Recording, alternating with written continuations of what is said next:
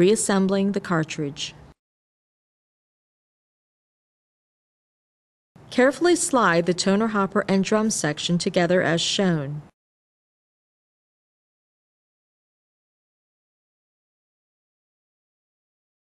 Use a small flat blade screwdriver to make sure the springs on either side of the cartridge are in place.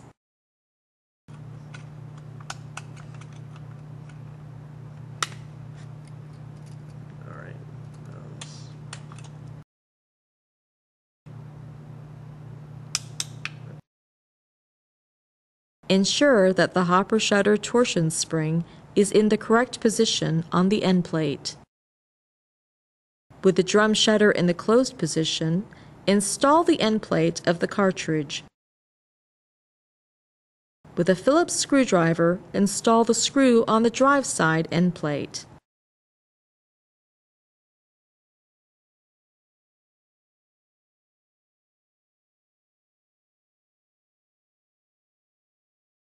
Move the shutter to the open position to engage the spring and release to ensure the shutter closes.